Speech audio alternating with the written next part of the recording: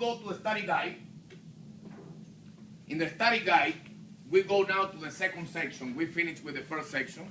We go to the second section where it says potential energy. So this topic is related to all types of potential energy in mechanics. And for example, I give the following. Question number 1.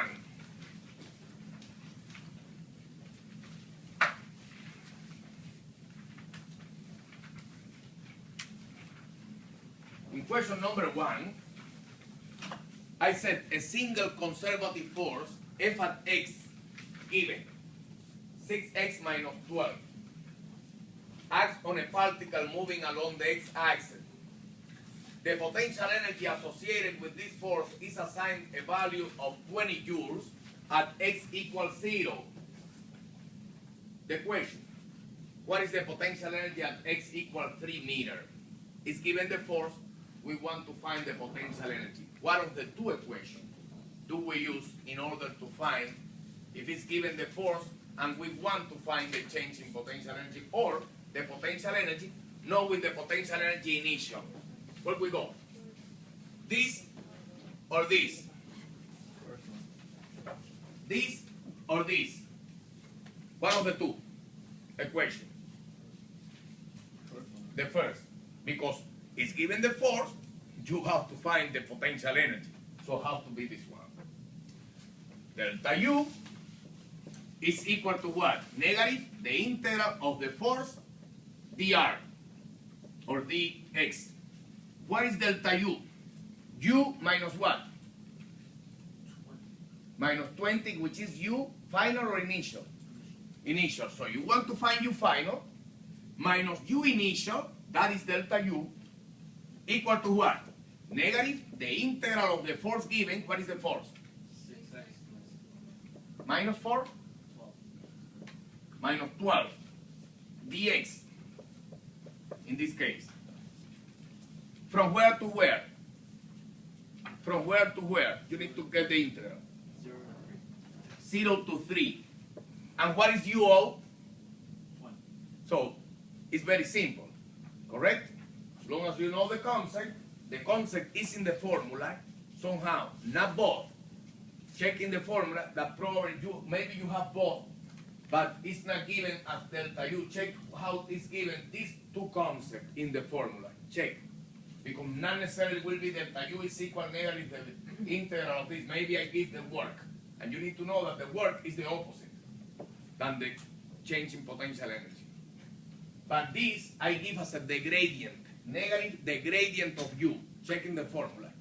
What is negative the gradient? You know that in one dimension is the same than the derivative. Got it? Check the formula. The way that I give that. Okay. Now with that, you have a problem here, like that. So if you go to problem,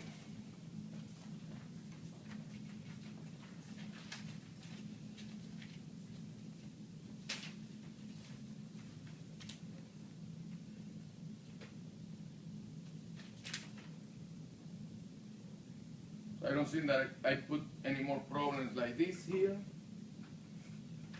But in the homework, maybe you have more problems related. In the first part, I have problems with work, which are similar, but not with the potential energy. I can ask for the potential energy, or I can ask for the work.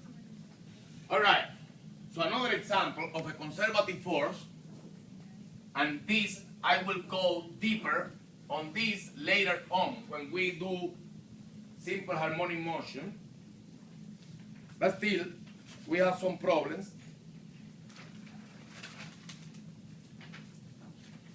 Like problem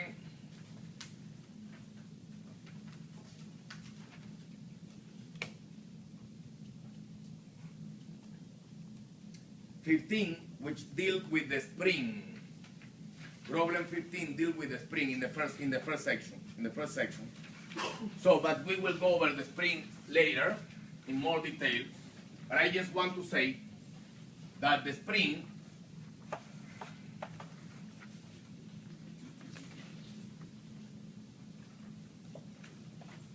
Hooke's law Hooke's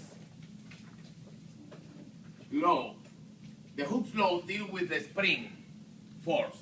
When we have a spring,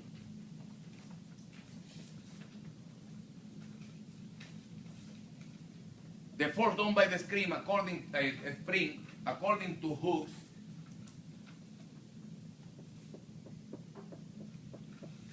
is always, if you extend a spring, imagine that I have a spring and I extend it.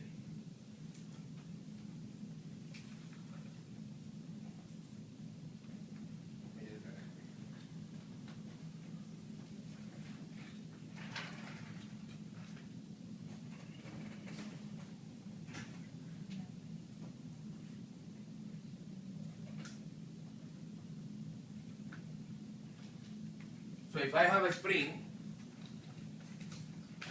and I extend the spring in this direction, right? So from here, I extend the spring in this direction. In which direction you think that will be the force done by the spring on me? Opposite. Everybody can see that? So if I do a force in this direction, the spring will do a force in the opposite direction. So, Hooke's summarize this with this.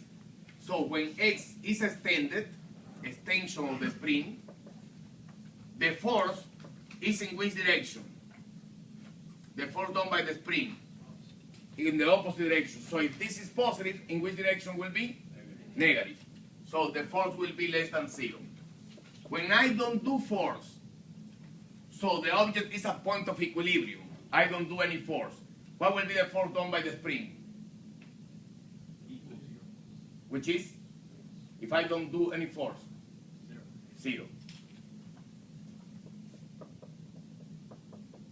And X less than 0, if I compress the spring like this, if I compress, in which direction will be the force done by the spring? Opposite, so it's positive. Hooke's worked with Newton in Cambridge University.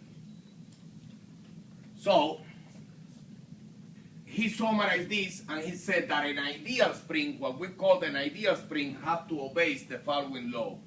That this is opposite to the displacement and linearly to the displacement kx, where k is a constant of proportionality, constant, which will be called, and depends on the material, how